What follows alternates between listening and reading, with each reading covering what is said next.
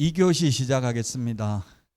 오늘부터 3기 신도시 사전 청약을 인천 계양지구 이런 데서 하는데 지금 분양가가 굉장히 비싼 걸로 나왔어요. 생각보다 예상보다 엄청나게 비싸더라고요. 계양 같은 데는 오히려 옆에 박촌동 이런 데 인근의 시세보다 더 비싸요. 성남 복정동 이런 데는 뭐 7억이 넘더라고 분양가가. 청계 어왕 청계 지구도 분양가가 높고요. 어쨌든 그 시세를 반영한다는 게 오른 시세를 반영한 것 같더라고요. 그것도 지금 확정 분양가가 아니고 또 추정 분양가고, 이게 인천 계양지구 같은 데는 지금 토지 보상이 60%밖에 안 됐다는데, 그러면 뭐 정부에서는 2025년 늦어도 26년 뭐 입주 예정이라고 하는데 더 오래 끌을 수도 있죠. 보상이 빨리 안 끝나면. 어쨌든 지금 집 없는 분은 영끌 매수하는 것보다는 3기 신도시 같은 데를 신규 분양받는 걸 생각해 볼 필요는 있겠죠. 자, 48페이지 결격 사유입니다. 시험에 최근 30년간 계속 출제됐습니다. 결격 사유. 지금 이때까지 시험을 32번 봤는데 딱 2번 안 나오고 계속 시험에 출제됐습니다. 최근 30년간 해마다 출제됐습니다. 결격 사유. 암기 프린트 31번에 있습니다. 우리 암기 프린트는 해마다 출제되는 부분만 다 적어놨습니다. 이것만 해도 80점 그래서 받는다고 했습니다. 암기 프린트 31번에 있는데, 암기 프린트 31번은 등록의 결격 사유라고 되어 있고요. 우리 교재 48페이지는 그냥 결격 사유라고 되어 있는데, 결격 사유가 두 가지가 있습니다. 법 제6조는 공인중개사의 결격 사유가 있고요. 그 다음에 법 제10조 개업 공인중개사 등의 결격 사유. 논리적으로 보면 개업 공인중개사 등의 결격 사유라고 하는 게 맞습니다. 우리 요약집은 그냥 등록이라고 되어 있는데 법조문에는 보면 등록의 결격 사유 이렇게 되어 있습니다. 그러나 법조문에 법 10조 1항에 보면 이 결격 사유에 해당되면 등록을 못한다. 2항에 보면 취직을 못한다 이렇게 돼 있어요. 그래서 결국은 취직도 못하고 개업도 못하는 결격 사유라고요. 이 결격 사유에 해당되어도 원칙적으로 자격은 취득할 수 있죠. 시험은 볼 수 있다고요. 그런데 취직하거나 개업은 못한다고요. 이 결격 사유에 해당되면. 자, 암기 프린트 31번에 1번 보겠습니다. 미성년자는 자격은 취득할 수 있지만 성년 만 19세 될 때까지 취직도 안 되고 개업도 안 되죠. 시험에 법정 대리인 동의받으면 결격사유에서 벗어난다. 혼인하면 벗어난다. X입니다. 혼인을 해도 안 되고요. 오로지 미성년자에서 벗어날 수 있는 것은 만 19세 나이를 먹는 길밖에 없습니다. 우리는 아무 말 없으면 만 나이죠. 민법에서 만 19세 이런 말 없습니다. 그냥 19세라고 돼 있어요. 성년. 근데 원칙적으로 기간 계산할 때 민법에서는 초일 산입입니다. 근데 이번에 코로나 예방접종하는 거는 보니까 만 나이가 아니더라고요. 그냥 지금 접종 맞는 게 50대 지금 예약 받고 있잖아요. 50대면 생일이 12월 31일인 분도 가능하더라고요. 그것도 만 나이 골라내려고 하면 또 시간이 많이 들고 비용이 많이 들겠죠. 그러니까 그냥 무조건 그 연도에 태어난 사람은 다 접종이 가능하더라고요. 자, 미성년자 결격 사유고요. 시험은 볼 수 있지만 취직하고 개업은 못한다. 미성년자. 그 다음에 2번 피성년 후견인, 피한정 후견인입니다. 결격 사유입니다. 여기서 벗어나려면은 후견 종료 심판이 있어야 됩니다. 그 다음에 별표하고 피특정 후견인 X 이렇게 되어 있는데, 피특정 후견인은 결격 사유 아니라는 이야기입니다. 피특정 후견인은 특정 사무에 대해서 후견을 받아야 되는 사람이 피특정 후견인입니다. 피특정 후견인은 결격 사유가 아니고요. 3번 파산 선고받은 자는 복권을 받아야 벗어나고요. 그 다음에 4번 금고 이상 형을 선고받고 그 집행이 종료되거나 집행을 받지 아니하기로 확정된 후 3년 미경과자 결격 사유에 해당됩니다. 교도소에서 출소하고 3년 지나야 됩니다. 단 만기 석방은 3년 지나야 되는데 가석방 되면 남은 자녀 형기 더하기 3년 지나야 되죠. 가짜 석방, 가석방인 경우는 시험에 가석방 된 날로부터 3년 지나면 된다. X라고요. 남은 자녀 형기, 그걸 가석방 기간이라고 하는데요. 가석방 기간 경과 후 3년이 지나야 됩니다. 그 다음에 법률 변경, 특별사면, 형의 시효 완성 다 3년 지나야 됩니다. 형의 시효 완성은 3년 지나야 되는데 공소시효가 완성되면 결격사유가 아닙니다. 처음부터 아닙니다. 특별사면은 3년 지나야 되는데 일반 사면은 즉시 벗어납니다. 사면되는 즉시. 그 다음에 5번 금고 이상의 집행 유예 기간에 있는 자는 유예 기간 동안 결격사유에 해당됩니다. 그러나 선고유예나 기소유예는 결격사유에 해당되지 않습니다. 자, 그 다음에 6번에 자격 취소되고 3년 미경과자, 요거 하나는 자격 취득도 못합니다. 3년 동안 6번 하나만. 나머지는 다 시험은 볼 수 있습니다. 그 다음에 7번 자격 정지 기간 중에 있는 자, 8번 등록 취소되고 3년 미경과자입니다. 근데 예외적으로 사망, 해산, 결격사유, 등록 기준 미달의 경우 등록 취소되고 나서 3년 지나야 된다는 규정을 적용받지 않는다. 9번 업무 정지 기간 중에 있는 자, 10번 법인의 업무 정지 사유 발생 당시 임원이 어떤 자입니다. 사유 발생 당시입니다. 처분 당시가 아니고요. 10번에. 그 다음에 11번 이 법을 위반하여 300만 원 이상 벌금 선고받고 3년 미경과자입니다. 이 법에 의해야 합니다. 도로교통법 위반으로 벌금 받아도 결격사유 아니죠? 300만 원 이상 받아야 되고요. 12번에 결격사유에 해당되는 임원이 있으면 안 되는데요. 결격사유인데 단 그 해당 임원을 2개월 이내에 그 사유를 해소하면 등록을 취소하지는 않습니다. 2개월 이내에 해소한다는 것 암기 프린터 38번에 1번, 2번에 있죠. 임원 사원의 경우 2개월 이내에 해소 안 하면 등록 취소고요. 2번에 보면 소속 공인회사나 중개보조원이 결격사유에 해당되었는데 2개월 이내에 그 사유를 해소 안 하면 업무 정지 사유에 해당이 됩니다. 여기까지가 시험에 반드시 한 문제 출제됩니다. 자, 그래서 문제 보도록 하겠습니다. 28번 문제입니다. 28번 49페이지. 등록을 할 수 있는 경우는, 즉 이 말은 결격사유에 해당하지 않는 경우는 이 말이죠. 결격사유에 해당되면 등록도 안 되고 취직도 안 된다 했죠. 자, 1번은 등록 취소되고 3년 동안은 암기 프린터 46번에 1번부터 4번까지 3년 나와 있습니다. 결격사유에 해당되는 거 3년. 거기에 동그라미 3번에 보니까 등록 취소되고 3년이죠. 동그라미 3번 맞아요? 등록 취소되고 3년 결격사유 맞습니다. 그 다음에 2번은 벌금은 2법이지만 금고 이상 실형은 도로교통법 위반도 결격사유입니다. 예, 도로교통법 위반으로 징역 가거나 집행유예 받아도 결격사유입니다. 그러면 교도소에서 석방되고 3년 지나야 되고요. 3번은 자격 정지 기간 중에 있는 자 결격사유고요. 4번이 답이네요. 선고유예나 기소유예는 결격사유 아니고 집행유예는 유예기간 동안 결격사유라고 했죠. 선고유예, 기소유예는 결격사유 아닙니다. 선고유예가 뭔지 궁금하면 인터넷에 치보면 자세하게 설명이 되어 있습니다. 선고유예가 뭔지는 시험에 안 나오고 우리 시험은 이런 식으로 결론만 나온다고요. 선고유예, 기소유예. 지금 시간이 얼마 안 남았기 때문에 제가 선고유예가 뭔지 기소유예가 뭔지 이런 거는 설명하지 않겠습니다. 궁금하면 인터넷에 검색해 보면 나온다고요. 시험에는 결론만 나온다. 어쨌든 선고유예, 기소유예는 결격사유 아니다.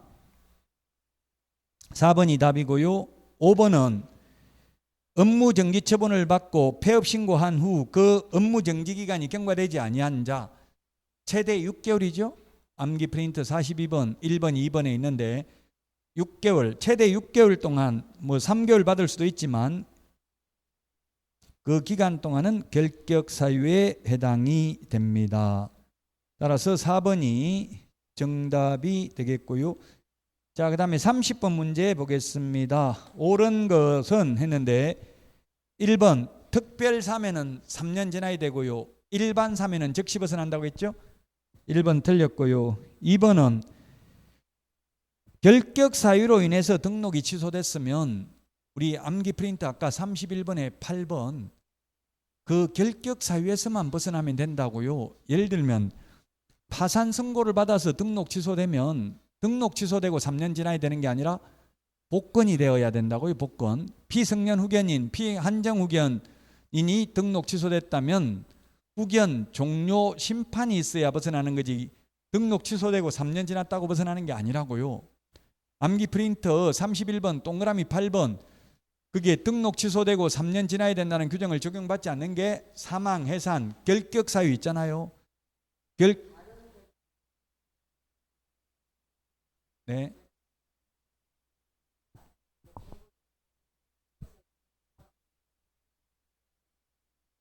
네.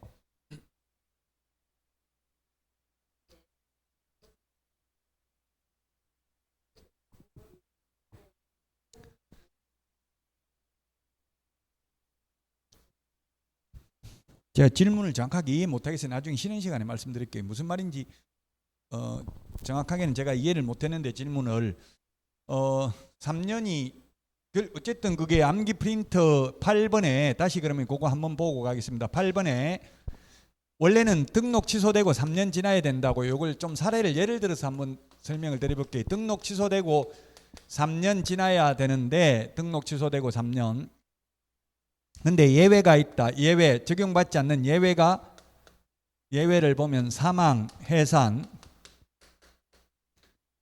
이게 시험에 출제가 됐기 때문에 결격 사유 그 다음에 등록 기준 미달 요 세 개는 적용받지 않는다. 그러면 만약에 사망했으면 등록을 취소한다고요? 그럼 몇 년 지나면 벗어난다는 이야기예요. 즉시 벗어난다. 영원히 못 벗어난다. 3년 지나면 벗어난다. 사망했으면 끝이에요. 영원히 못 벗어나는 거예요. 정치가 아니고 영원히 못 벗어나요. 등록 취소되면 끝이에요. 죽으면 부활하면 즉시 벗어납니다. 부활하는 즉시. 그 다음에 해산되면은 법인이 해산돼 가지고 없어져 가지고 등록이 해산되면 가만 놔두는 게 아니라 등록을 취소한다고요. 그럼 등록 취소됐다 하더라도 그 대표이사 사장은 3년 안 지났다 하더라도 개인 이름으로 등록하거나 다른 데가 취직할 수 있다는 이야기예요. 그 다음에 결격 사유로 인해서 등록이 취소되면 등록 취소된 날로부터 3년이 아니고 그 결격 사유에서만 벗어나면 됩니다. 그럼 예를 들어서 오늘 2021년 오늘이 며칠이죠? 7월 16일인가요? 15일? 16일 맞죠? 7월 16일 날 만약에 이 법 위반으로 300만 원 벌금을 선고받았습니다. 벌금 선고받으면 등록관청이 뭐 벌금 낸 거 법원에서 등록관청에 통보를 안 해준다더라고요. 제가 그걸 어떻게 하냐 물어보니까 그 담당 공무원한테 전화해서 물어보니까 제가 연수교육 다니면서 각 시군구 다녀가지고 그 다 담당자들을 거의 다 알고 있어서 제가 전화해가지고 물어보니까 법원에서 이거 알려주진 않을 거 아니에요. 법원에서 뭐 판결 하나 나올 때마다 그 등록관청 일일이 안 알려주겠죠. 어떻게 하냐 물어보니까 1년에 2번씩 자기가 사이트에 그 사이트가 있대. 그건 안 알려주더라고. 자기들만 볼 수 있는 사이트가 있대요. 거기서 각 법원이나 이런 데서 다 입력을 해서 그 전산이 돼 있기 때문에 1년에 2번씩 들어가서 확인해 본대요. 결격 사유에 해당되는지 여부를. 그러면 이걸 뭐 당장 7월 16일 날 벌금 받자마자 바로 등록관청에서 등록 취소 안 한다고요. 1년에 2번 확인하니까 한 6개월 후에 확인될 수도 있겠죠. 극단적으로. 근데 예를 들어서 그러면 8월 16일 날 등록이 취소됐다. 벌금 300만 원 이상 받으면 등록 취소인데 사실은 8월 16일도 안 될 가능성이 많아요. 한 6개월 후에 될 가능성도 있다고요. 또 공무원이 실수로 모르고 등록 취소 안 할 수도 있겠죠. 확인을 잘못해가지고 극단적으로는. 자, 그러면 이렇게 해서 등록이 취소됐으면 3년 지나야 돼요. 초일 산입 불산입은 논점이 된 적이 없습니다. 원칙은 이거 초일 불산입이거든요. 사실은 이게 형기나 연령은 산입이고요. 그러면 언제 벗어나냐면 3년이면 2024년 7월 17일 날 벗어나느냐, 8월 17일 날 벗어나느냐, 또는 16일, 17일 이런 거 가지고 문제 낸 적이 없다고요. 초일 산입이냐 불산입이냐 가지고 한 번도. 언제 벗어나냐고요. 그럼 1번, 2번 이거는 완전히 다르잖아요. 한 달 차이가 나니까. 지금 이게 우리 결격 사유에 해당되면 여러 가지가 있잖아요. 결격 사유가 12가지가 있는데 12가지 다 벗어나야 되죠. 예를 들어서 파산 선고도 받고 피한정 후견인도 된 경우에는 둘 다 벗어나야 되죠. 복권도 돼야 되고 한정 후견 종료 심판도 있어야 되죠. 마지막 끝까지 다 벗어나야 완전히 벗어나는 거잖아요. 그러면 이게 언제 벗어나냐고요. 7월 17일 날 벗어난다는 이야기예요. 왜? 이거는 등록 취소되고 나서 3년 지나야 된다는 규정을 적용 안 받는 예외라고요. 결격 사유에서만 벗어나면 된다고요. 파산 선고 받았으면 등록 취소되고 3년 안 지나도 그냥 복권만 되면 바로 벗어난다 이 말이에요.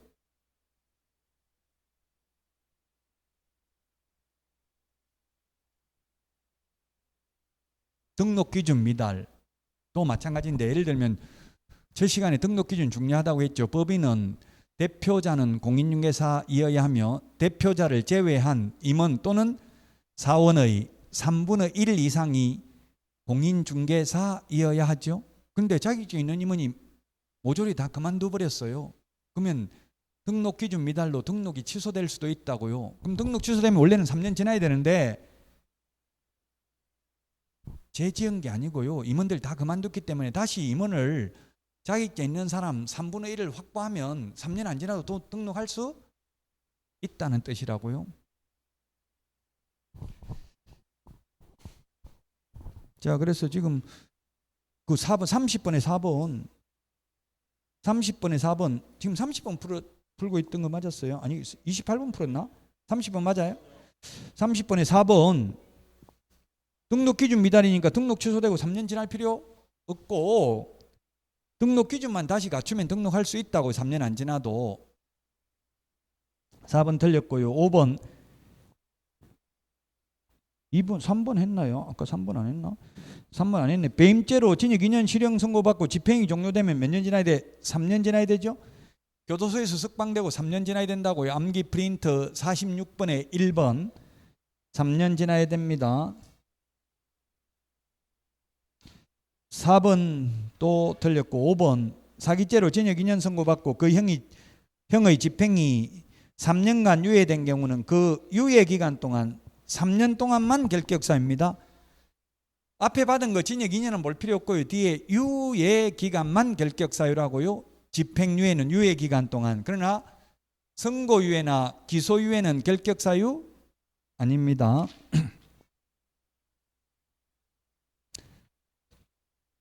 자, 다음은 30, 31, 32, 33 다 상인데요. 상 어려운데 32번 보겠습니다. 옳은 것은 했는데 1번 자격시험에 부정행위하여 적발되고, 시험에 부정행위하면 시험만 못 봐요. 5년간 시험만 못 보는 거지 부정행위했다고 등록의 결격사유라는 말은 없었잖아요. 우리 암기 프린트 31번에 시험만 못 본다고요. 5년 동안 부정행위하면. 그래서 1번은 틀렸고요. 2번은 이 법 위반으로 300만 원 이상 벌금 선고받으면 등록이 취소되면, 좀 나왔네요. 등록 취소되고 3년이 아니고 뭐라고 했어요? 벌금 받은 날부터 3년만 지나면 된다고요. 왜? 이게 이 법에 의한 벌금이 결격사유잖아요. 그 결격사유에서만 벗어나면 되는 거지 등록 취소되고 나서 3년 지나야 된다는 규정을 적용받지 않는다. 그래서 이게 7월 17일 날 벗어난다고요. 8월 17일이 아니고. 시험에 16일이냐 17일이냐 이렇게 시험에 나온 적은 없어요. 초일 산입이냐 불산입이냐 이거는 신경 쓰지 말라고요.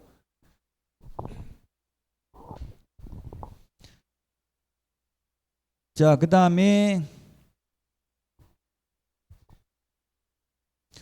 3번 결격사유에 해당되면 개업공개사나 소속공개사 될 수 없다. 보조원은 될 수 있다. 취지가 안 된다고 했죠. 보조원도 안 되고요. 소속공개사도 안 되고 법인의 임원사원도 안 되고요. 등록도 안 된다고요. 그러나 원칙적으로 자격은 취득할 수 있다고요. 단 자격 취소되고 3년 미경과자는 자격도 취득할 수 없다. 4번 2년간 폐업 후 재등록한 개업공개사가 폐업 신고 전의 위반 행위로 등록 취소되면 등록 취소된 날로부터 3년이 지나야 되는 게 아니라 3년에서 폐업 기간 2년만큼 빼주고 1년만 지나면 됩니다. 폐업 기간만큼 빼주죠. 그래서 4번도 틀렸고요. 5번 미성년자가 임원으로 있는 법인인 개업공개사는 결격사유에 해당합니다. 5번이 답입니다. 결격사유에 해당되면 등록을 취소해야 됩니다. 단 그 임원을 2개월 이내 개임, 해임, 바꾸면 교체하면 등록 취소 안 하죠?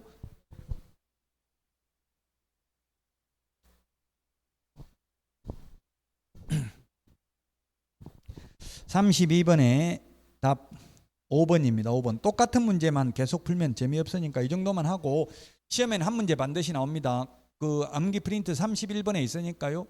나머지 문제 풀어보고 꼭 숙지를 해야 됩니다. 시험에 해마다 출제되고요. 자, 다음은 51번에 사무소입니다. 사무소인데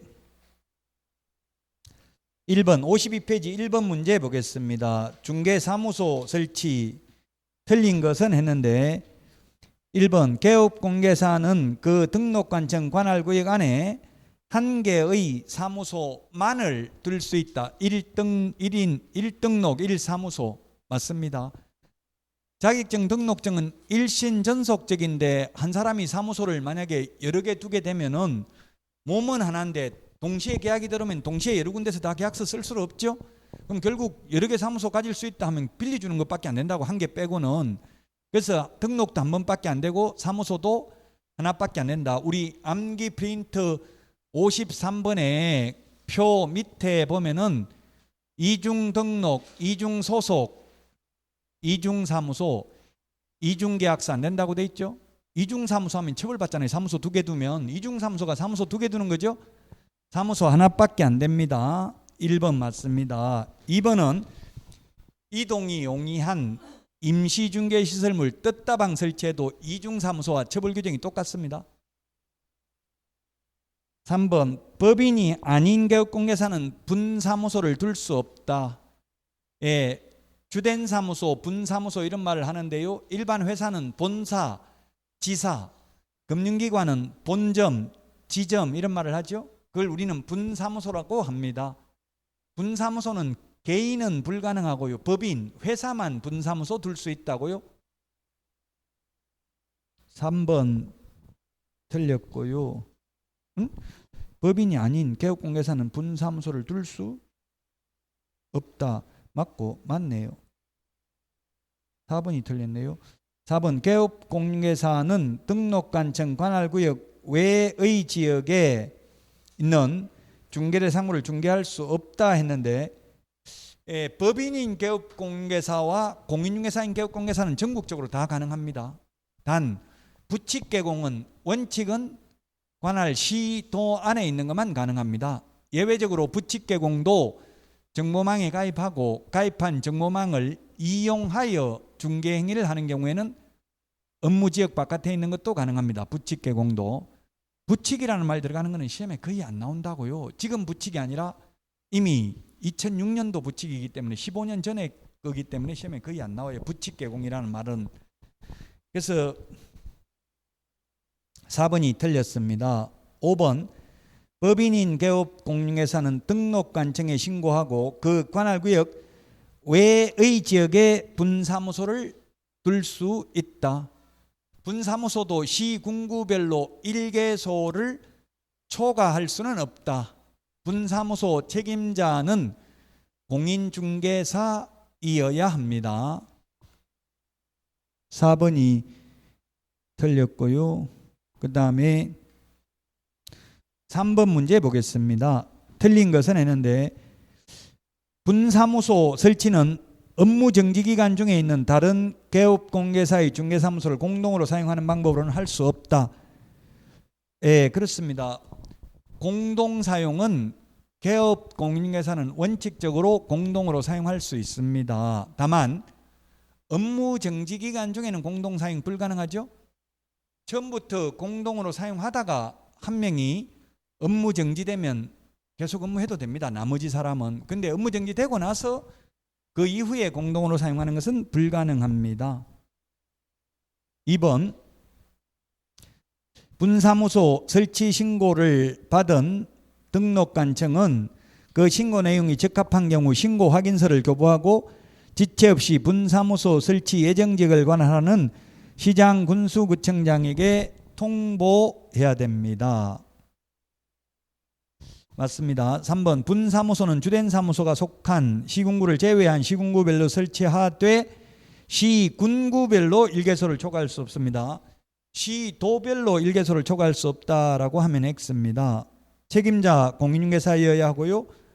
5번, 분사무소 설치 신고를 하려는 자는 분사무소 설치 신고서에 책임자 자격증 사본, 사무소 확보 증명서를 첨부하여 주된 사무소 등록관청에 제출해야 된다. 우리 암기 프린터 4번에 있는데요. 자격증 사본 제출 X입니다.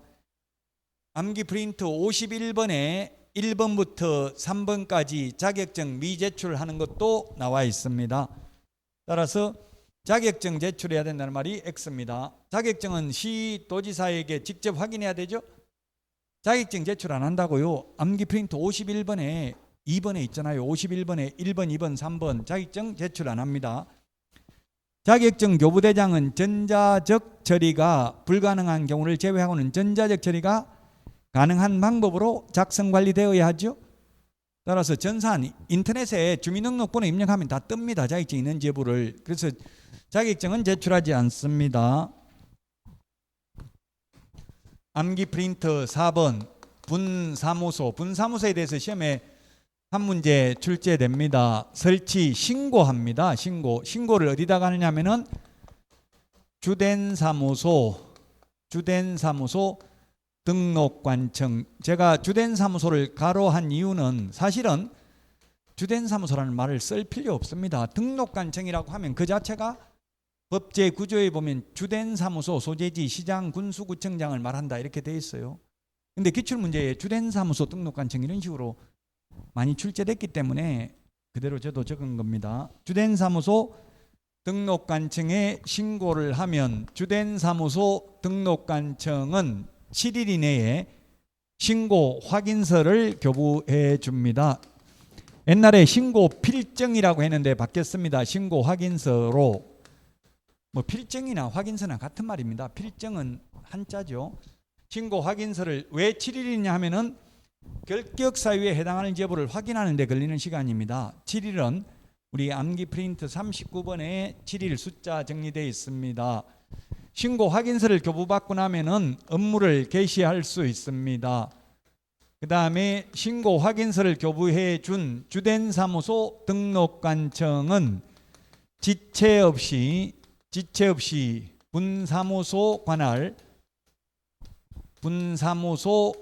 관할 시장 군수 구청장에게 통보합니다. 분사무소 설치됐다는 사실을 통보한다. 자, 분사무소 설치 신고할 때 제출해야 되는 서류, 우리 암기 프린터 4번에 보면 세 가지가 있다. 그 세 가지가 첫 번째, 책임자 자격증 사본은 제출 안 하고요. 실무교육 수료증 4번입니다. 실무교육 수료증 4번 제출해야 되고요. 그 다음에 손해배상을 보장하기 위한 보정설정 증명서류도 제출해야 됩니다.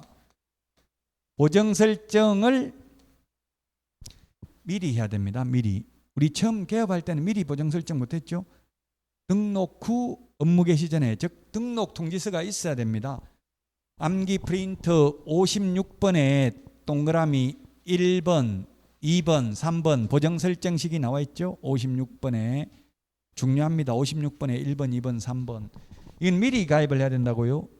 무등록 중개업자는 가입을 못하는데 미리 하더라도 이거는 무등록 중개업자가 아닙니다. 왜냐하면 주된 사무소가 이미 등록이 돼 있죠. 자, 그 다음에 사무소 확보 증명서류 제출해야 됩니다. 사무소는 모든 사무소 똑같습니다. 주된 사무소, 분사무소, 처음에 등록하는 사무소, 이전하는 사무소 모두 건축물 대장에 기재되어 있어야 됩니다. 가설 건축물 안 되고요. 무허가 건축물 안 됩니다. 미등기 건물은 될 수도 있습니다. 면적 제한은 없고요. 소유권 확보가 아니라 사용권만 확보하면 됩니다. 자, 그래서 답은 5번이 되겠습니다. 자격증 4번은 제출하지 않는다. 암기 프린트 51번에 4번, 5번은 또 자격증 4번 제출하죠. 거래정보사업자 지정 신청이나 5번 매수 신청 대리인 등록 신청은 자격증 4번을 제출합니다. 51번에 1번부터 3번은 제출 안 하고요.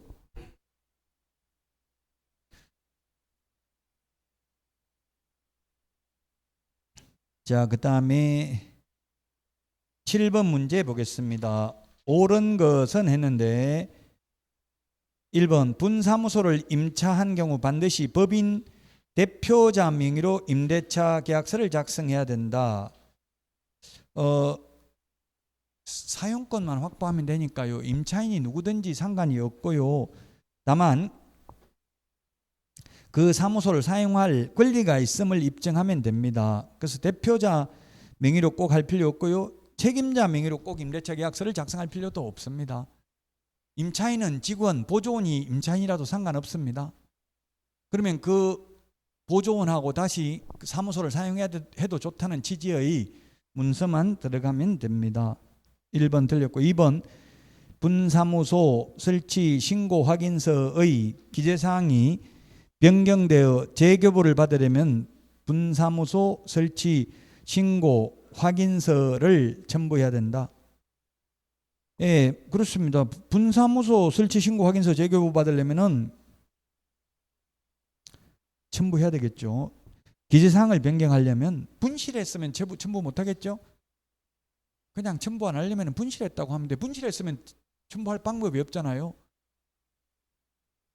2번이 답입니다. 3번 분사무소가 설치되면 분사무소 소재지 관할 시도가 분사무소의 업무지역이다 했는데 분사무소 업무지역에 대해서 특별히 법에 규정된 바가 없습니다. 해석상 주된 사무소의 업무지역하고 똑같다고 봐야 됩니다. 전국입니다. 전국. 그래서 전국적으로 할 수 있습니다. 3번 틀렸고 4번은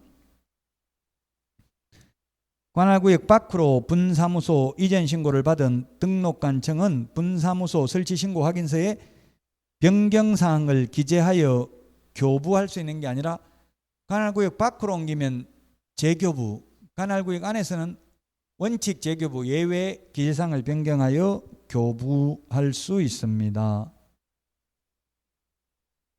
따라서 4번 틀렸고요. 5번 법인인 개업공개사가 분사무소를 설치하기 위해서는 분사무소 소속 공인중개사의 실무교육 수료증 사본 등의 서류를 첨부하여 설치 신고하여야 한다 했는데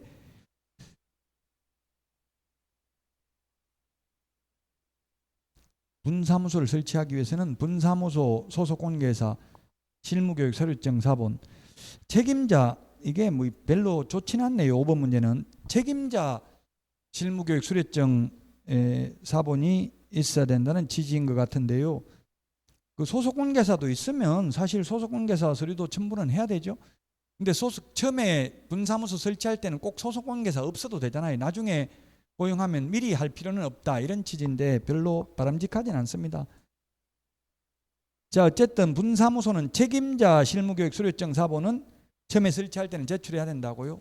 책임자는 꼭 있어야 됩니다. 근데 소속공개사는 없을 수도 있는 거잖아요. 반드시 첨부해야 된다고 하면 무조건 있어야 되잖아요. 처음에 분사무소 만들 때부터 소속공개사가 없어도 되니까 소속공개사 거는 꼭 첨부 안 해도 됩니다. 없어도 되니까 책임자는 첨부를 해야 됩니다. 자, 그 다음에 9번 문제 보겠습니다. 9번 문제.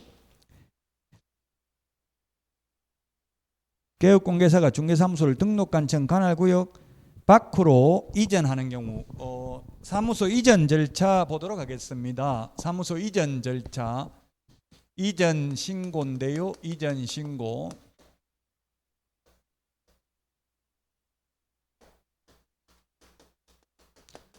만약에 사무소가 이천시에 있다가 광주시로 이전을 하는 경우에는 우리 이사 가는 거하고 똑같습니다. 옮기고 나서 10일 이내에 미리 신고하는 게 아니라 사후에 신고를 합니다. 사후에 신고하는데 제출해야 되는 서류는 우리 암기 프린터 18번에 맨 밑에 있나요? 18번 맞는지 한번 보세요. 18번 맞아요? 등록증 원본 제출해야 되죠. 원본은 원본이라는 말이 없어도 원본입니다. 사본은 반드시 사본이라는 말을 해야 되죠. 원본 제출해야 되고 분사무소인 경우에는 신고 확인서 원본을 제출해야 됩니다. 그 다음에 사무소 확보 증명서류를 제출해야 됩니다. 그러면 이전 신고를 받은 이전 후 등록관청은 이전 전의 등록관청에 등록 관련 서류를 송부해 달라고 요청해야 되고, 요청받은 이전 후의 등록관청이 지체 없이 이전 후의 등록관청에 송부하는 서류는 세 가지입니다. 지체 없이 송부해야 됩니다. 첫 번째 등록대장, 그 다음에 두 번째 등록 신청 서류, 세 번째 최근 1년간 행정처분 및 행정처분 절차가 진행 중인 경우 그 관련 서류를 송부해야 됩니다. 이전 신고를 받은 이전 후의 등록관청이 처리해야 되는 기간은 7일입니다. 왜 7일이냐면 결격 사유에 해당하는지 여부 확인하는 데 걸리는 시간입니다. 분사무소 설치 신고 확인서 교부도 7일, 등록 처분 통지도 7일인 이유는 결격 사유에 해당하는 여부를 확인하는 데 걸리는 시간이다. 만약에 분사무소를 이전한 경우, 분사무소 그러면 이천시에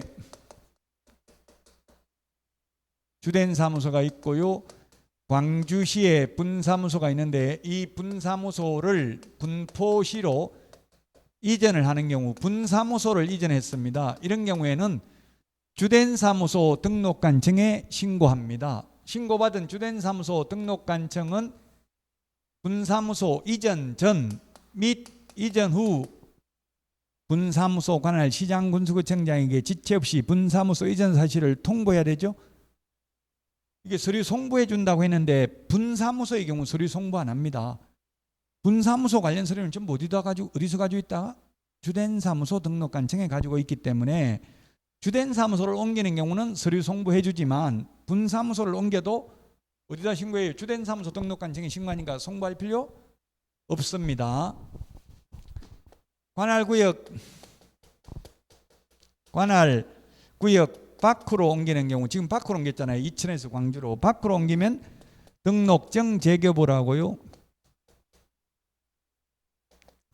관할구역 안에서 옮기는 경우에는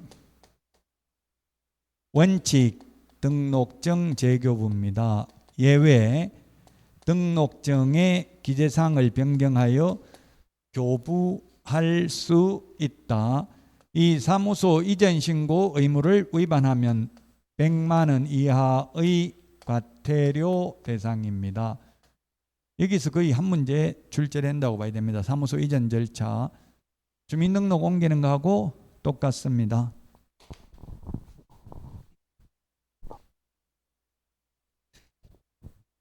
자, 9번 55페이지 9번인데요.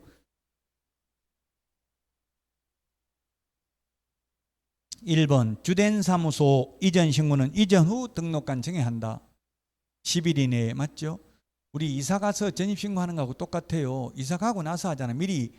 옛날에 이사할 때는 미리 전출 신고하고 전입 신고했죠. 근데 요즘은 전입 신고만 하면 되잖아요. 마찬가지 지금도 우리 사무소 이전도 마찬가지입니다. 2번 이전 신고 전에 발생한 사유로 인한 행정처분은 이전 후의 등록 간청이 합니다. 그래서 이전 후의 등록 간청이 할 수 있도록 최근 1년간 행정처분 및 행정처분 절차가 진행 중인 경우 그 관련 서류를 송부해 주죠. 이전 후의 등록 간청이 할 수 있도록.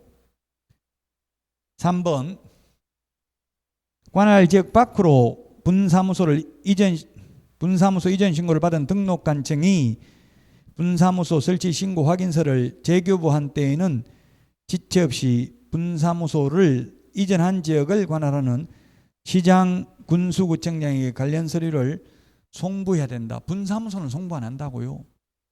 분사무소 관련 서류는 전부 주된 사무소 등록 간청에 가지고 있어요. 그래서 송부한다. 틀렸습니다. 3번이 답입니다. 4번 주된 사무소 이전 신고는 중개사무소 등록증과 사무소 확보 증명 서류 첨부해야 된다. 이 칠판에 적어놨죠. 서류 2개 확보 서류 제출해야 된다. 우리 암기 프린터는 18번에 있죠. 18번 맨 밑에 송부하는 서류 3가지, 이전 신고할 때 제출해야 되는 서류 2가지 있습니다. 밑줄 지놓으시고요.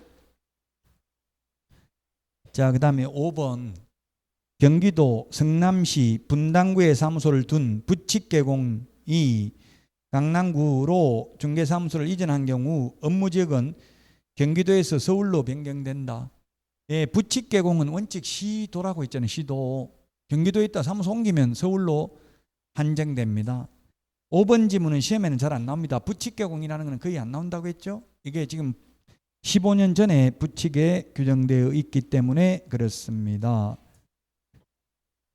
자, 그 다음에 12번 56페이지 12번 보겠습니다. 12번 거래 당사자 쌍방에게 교부하는 거 했는데 쌍방에게 교부하는 게 3가지입니다. 거래계약서, 지금 중개사무소에서 쌍방의 교부를 잘 해주고 있죠. 거래계약서, 확인설명서, 보정설정증명서류 요 3개만 쌍방교부입니다. 기역, 리언, 리얼입니다. 리얼. 전속중개계약서는 의뢰인하고 개업공개사하고 우리 집 팔아주세요. 당신한테만 전적으로 맡기겠습니다. 이거잖아요. 그러면 이 의뢰인, 매수 의뢰인이나 매도 의뢰인 한 사람하고 개업공개사하고 전속중개계약을 작성하기 때문에 이건 일방에게만 교부고요. 미음의 중개보수영수증은 교부 의무가 없습니다. 중개보수영수증은 교부 의무도 보존 의무도 없습니다. 따라서 12번의 답 3번이 되겠습니다. 자, 여기까지 하고 쉬었다 57페이지 개업공개사의 업무부터 하도록 하겠습니다. 문제 빨리 다 풀어보시기 바랍니다.